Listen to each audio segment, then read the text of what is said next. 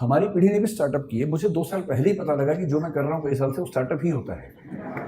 वरना मैं 2 साल वरना वरना तो मैं 3-4 साल से बड़ा परेशान था कि पूरा देश स्टार्टअप कर रहा है और हमने कभी किया ही नहीं। तो मुझे एक बार गूगल पे जाके सर्च करना पड़ा कि स्टार्टअप क्या होता है, व्हाट इज स्टार्टअप। तो पता लगा स्टार्टअप का मतलब अपना काम करना, इतना ही होता है। तो फिर मैं समझ गया कि अच्छा। तो मैंने 1-2 पढ़े लिखे लोगों से पूछा, तो जो मैं करता हूँ क्या वो स्टार्टअप हो सकता है? बोले हाँ, वो स्टार्टअप है। आपको सक्सेसफुल स्टार्टअप है। तो मुझे बड़ी खुशी हुई कि मैंने ये काम कर लिया। वरना दुविधा रहती कि सारी दुनिया कुछ कर रही है और हमारे वर्तमान सरकार उस पर इतना जोर दे रही है और हमने किया ही नहीं वो काम। आप लोग संयोग से हमारे पूरे भारतीय इतिहास के उस दौर में हैं। मैं इस पे आता हूँ 2 मिनट के बाद, इस वाक्य को पूरा करूंगा। उससे पहले एक संकेत करता हूँ। हर देश में जो इकोसिस्टम है उसमें सपने अलग अलग होते हैं, और ये आपके सपने दरअसल आपके सपने होते नहीं है। आपके सपने आपके समाज के सपने होते हैं जो उसने आपके मन में बैठा दिए। ऐसा संयोग नहीं है कि हमारे पास जो बच्चे आते हैं उनमें से बिहार, उत्तर प्रदेश, राजस्थान के बच्चे आमतौर पर सिविल सेवक बनने के मूड से ही आते हैं। और यदि मैं उनसे कहूँ कि कभी अपना स्टार्टअप सोच के देखो, तो उनके चेहरे पर ऐसा भाव आता है कि मैं क्या सोच रहा था और आप मुझे किस लायक समझ रहे हैं। क्योंकि उनको जो वैल्यू सिस्टम है जो सोसाइटी ने दिया है वो सिविल सर्वेंट बनने का ही है। उनके लिए उससे बड़ा कोई सपना है नहीं। लेकिन जब मैं गुजरात के लोगों से मिलता हूँ, विशेष रूप से मारवाड़ी या सिख समुदाय के लोगों से मिलता हूँ, तो उनसे नौकरी की बात कर रहा हूँ, हंसने लगते हैं कि नौकरी क्यों करेंगे, धंधो करेंगे, धंधो अपना काम करेंगे, अपना ही उद्यम करेंगे। सारा खेल वैल्यू सिस्टम का है। हम उस समाज के लोग हैं जहां ज्यादा पैसा कमाने का सम्मान ज्यादा नहीं है। आप कितना ही पैसा कमा लें, लोग आपको सम्मान देंगे नहीं जब तक आप उससे बड़ा कुछ नहीं कर लेंगे। लेकिन कई देश ऐसे हैं, कई समाज ऐसे हैं जहां पर धनी होना, सफल उद्यमी होना अपने आप में एक सक्सेस की निशानी है। मैं एक एग्जाम्पल देके बात करता हूँ। मुझे एग्जाम्पल देने की बहुत बीमारी है, उसी से बात समझाना आसान भी लगता है मुझे। मैं अभी करीब 12-13 दिन अमेरिका में रहा। मैं 5 विश्वविद्यालयों में गया सिर्फ उनका सिस्टम समझने के लिए। उनमें से 2 में मुझे निमंत्रण था, 3 में मैं बिना बुलाए पहुंच गया कि मैं देखना चाहता हूँ कि कैसे आप लोग काम करते हैं। तो वहाँ के कुछ स्टूडेंट्स, कुछ प्रोफेसर से परिचय था, तो उनके साथ मैंने पूरा विश्वविद्यालय देखा, समझा।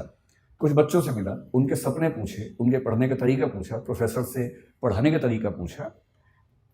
पर्पज़ ये था कि कल को अगर मैं कोई विश्वविद्यालय शुरू करूँ, जो कि मेरा एक सपना है, तो मेरे पास एक टेम्पलेट हो या कई टेम्पलेट्स हों कि एक अच्छा विश्वविद्यालय कैसा होता है और बच्चों की पूरी ग्रूमिंग का तरीका क्या होना चाहिए।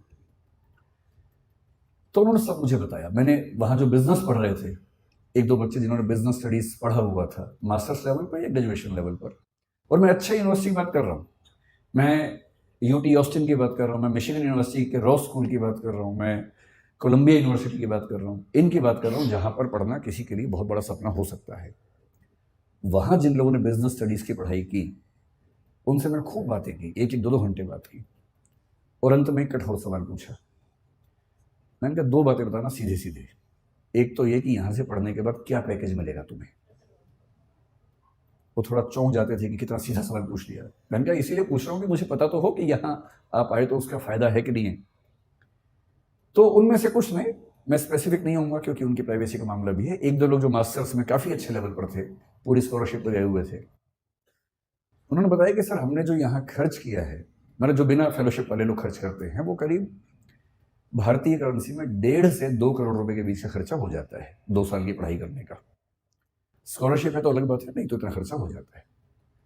तो मैंने कहा उसके बाद होगा क्या? बोले सर हम जो डिग्री कर रहे हैं ना उसकी वैल्यू बहुत ज़्यादा है, तो जब हम उतरेंगे बाजार में तो हम मान के चलते हैं कि हमें 1-8 साल के अंदर अंदर 2 लाख USD का एनुअल पैकेज मिल जाएगा, जिसका मतलब वही 1.5 से 1.6 CR के आसपास का पैकेज मिल जाएगा।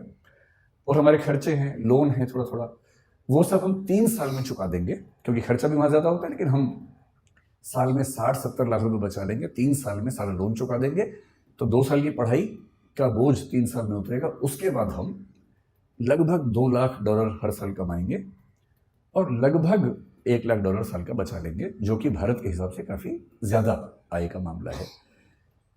तो वैसे हम बहुत खुश यहाँ नहीं हैं क्योंकि सोशल लाइफ वैसी नहीं है हमारी, but still financially we will be so good that we can be happy on that ground. तो मैं उनसे बहुत प्रभावित हुआ। मैंने कहा वाह क्या बात है, आप खूब सफल हों, अच्छे उद्यम करें और जैसे जैसे आगे बढ़ेंगे फिर तो पता नहीं क्या होने वाला है, बाद में 2 लाख से बढ़ के 2.25 होगा, 2.5 होगा। मैंने कहा सीधे बताओ कि 20 साल बाद कितना होगा। काफ़ी सोच के बोले कि सर जो 2-3% लोग हैं सबसे शानदार, वो 20 साल बाद शायद $3 लाख के आसपास भी आ जाएंगे, 2.5 करोड़ कमा लेंगे।